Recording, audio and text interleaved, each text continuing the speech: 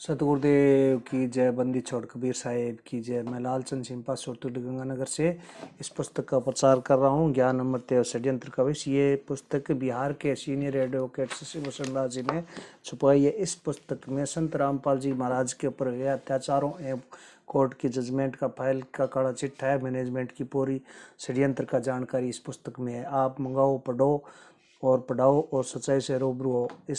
कल मैंने एक वीडियो बनाया था, सभी अभियुक्तों के विरुद्ध न्यायालय द्वारा आरोप गठित किया जाना, पार्ट 1 बनाया था। आज इससे आगे मैं दूसरा पार्ट बनाने जा रहा हूं, तो देखना, लाइक करना और शेयर करना, कमेंट करना। सत साहेब, ध्यान आकृष्ट करना चाहता हूं, आपने अभियोजन पक्ष की तरफ से 45 गवाहों का नाम पढ़ा होगा।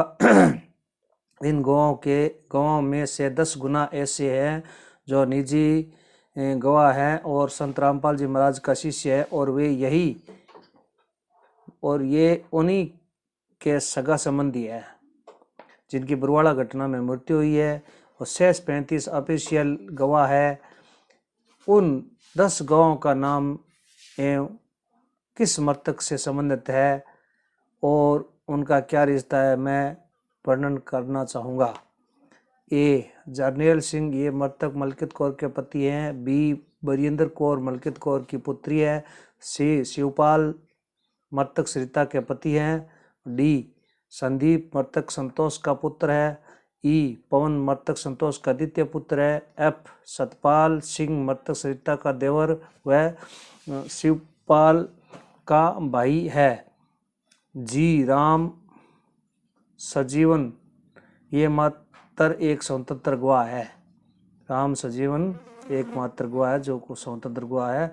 एच. देवेंद्र सिंह मृतक आदर्श के दादा है। आई. महेश सिंह मृतक आदर्श के परदादा है। जे. विपिन मृतक आदर्श के पिता है। उपरोक्त सभी 10 गवाहों में से मृतक सरिता का पति शिवपाल द्वारा FRI 429 का केस संत रामपाल जी महाराज एवं अन्य लोगों के खिलाफ दर्ज कराया और पुलिस के समक्ष अपना बयान अभिलिखित करवाया। ये रामपाल जी महाराज का शिष्य है, करवाया, जो इस केस का मुख्य आधार है। आप सभी ने शिवपाल का बयान पीछे पढ़ा होगा। इसी से मिलता जुलता सभी मृतकों के सगा संबंधियों ने संत रामपाल जी महाराज के खिलाफ पुलिस के समक्ष बयान दिया कि हम लोग पूर्व से निर्धारित तिथि 7/11/2014 से 9/11/2014 तक होने वाले सत्संग में आश्रम आए थे। हम लोगों को गुरुजी का दर्शन नहीं हो रही थी, तो घर वापस जाने के लिए आश्रम से बाहर निकलने का प्रयास करने लगे, तो संत जी के आदेशों पर उनके नज़दीकी अनुयायी एवं कमांडो काले कपड़े ड्रेस वाले तथा लाठी डंडा लेकर खड़े लोगों ने जबरदस्ती आश्रम के अंदर बाहर निकलने से रोक रहे थे। बार बार विरोध करने पर संत रामपाल जी के आदेश पर बहुत सी स्त्रियों को एक कमरे में बंद कर दिए, जिनके कारण मृतका सरिता मृतक की मृत्यु हुई। तो ये जो लाठी डंडे वाले थे, ये राष्ट्रीय समाज सेवा समिति के कमांडो थे, रामपाल जी नहीं थे। इसमें एक परमेश्वर दास है, इसने साफ किया था, बयान दिया था लाइव मीडिया के सामने। कमांडो है ये, रामपाल जी महाराज के अनुयायी नहीं, ये राष्ट्रीय समाज सेवा समिति के सदस्य हैं। तो इसका वीडियो देखो। आखिर हाथ में हथियार उठाकर बाबा के समर्थक बीमार बाबा की तबीयत कैसे ठीक कर सकते हैं? पहले इनके पास हथियार था, अब डंडा क्यों? देखिए, ये संत रामपाल जी महाराज जी के अनुयायी नहीं है सब, ये राष्ट्रीय समाज सेवा समिति के कमांडो हैं और राष्ट्रीय समाज सेवा समिति के कमांडो यहाँ पर सारे सुरक्षा व्यवस्था देखते हैं। और ये पहले इनके हाथ में, आपने कहा कि पहले इनके हाथ में हथियार थे, अब इनके हाथ में लाठियां हैं। इन सभी के हाथों में पहले भी हथियार नहीं थे, इनके हाथ में पहले भी लाठियां थी। और ये यहाँ पर जो भी कोई अभद्र व्यवहार ना हो, किसी प्रकार का, किसी भी प्रकार का कोई अफरा तफरी का माहौल ना हो, इस तरह से इन्होंने लाठी डंडे यहाँ। सच्चाई। अब मैं इन गवाहों के पुलिस के यहाँ दी गई बयानों से सुसंगत उन लोगों के डिस्क्लोजर स्टेटमेंट के तथ्यों का वर्णन करना चाहूँगा जो संत रामपाल जी महाराज के नज़दीकी, इनके इर्द गिर्द रहने वाले अनुयायियों ने पुलिस के समक्ष बयान दिए हैं।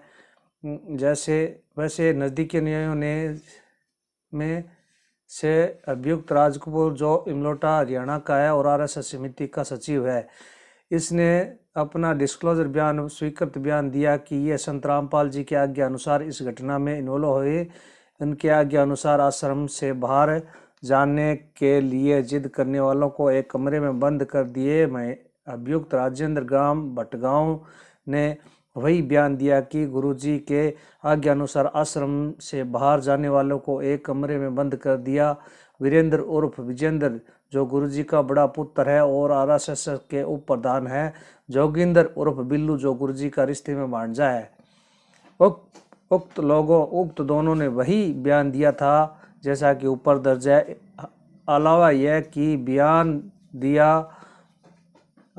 भी बयान दिया कि संत रामपाल जी के आज्ञा अनुसार आश्रम से बाहर जाने वाले व्यक्तियों को एक कमरा में बंद कर लाठी डंडों से मारपीट की गई। ये देखो इनके बयान। और डंडा आश्रम में एक स्थान पर छुपा रखे।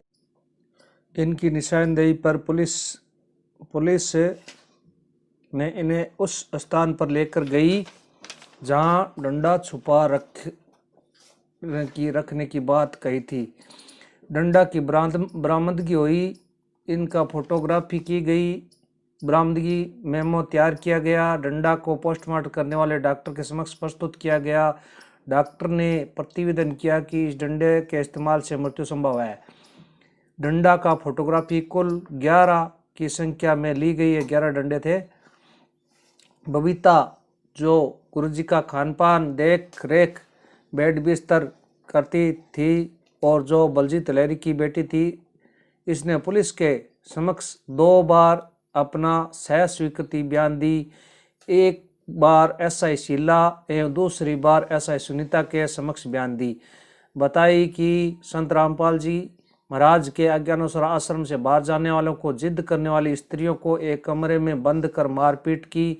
रात में इनकी तबीयत बिगड़ गई। यह भी बयान दी कि इस कृत्य को करने में हमारा साथ नीलम और राजबाला देती थी। बबीता 9/12/2014 को इस केस में गिरफ्तार हुई थी। इसके बयान के अनुसार पुलिस ने रिमांड पर लेकर नीलम एवं राजबाला के घर गई। वे लोग वहां नहीं मिले। पूनम सावित्री जो दिनांक 13/12/2014 को गिरफ्तार हुई। सोनू दास, कुशल दास, जगदीश दास, सुखबीर दास, अनिल दास, देवेंद्र दास, सतवीर दास जो दिनांक 14/9/2015 को गिरफ्तार हुए।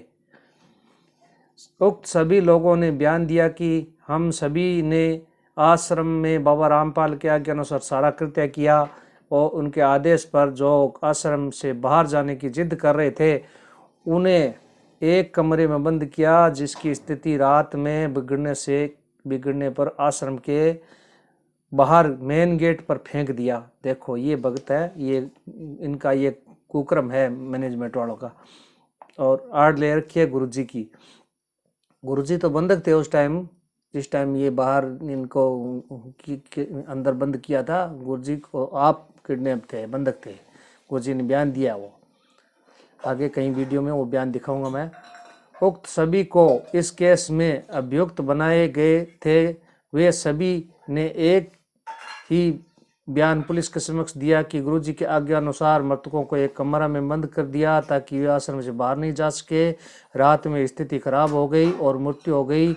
उक्त लोगों के अलावा मृतक के सगे संबंधियों ने भी यही बयान पुलिस के समक्ष दिया कि हम सभी परिवार जो सत्संग सुनने एवं गुरुजी के दर्शन करने आए थे, जब दर्शन नहीं हुए और घर वापसी का प्रयत्न करने लगे तो रामपाल जी महाराज जी के कहने पर उनके अन्य काले ड्रेस में कमांडो ने आश्रम से बाहर जाने से रोकने लगे। बार बार कहने पर भी बाहर नहीं जाने दिए और मृतक को जबरदस्ती एक कमरे में बंद कर दिया, जिसके कारण मृत्यु हो गई। और पोस्टमार्टम में रिपोर्ट में आया वो डंडों से मृत्यु हुई है। वो आपको मैंने एक पिछली वीडियो में बताया भी था। सत साहिब आज के लिए इतना ही।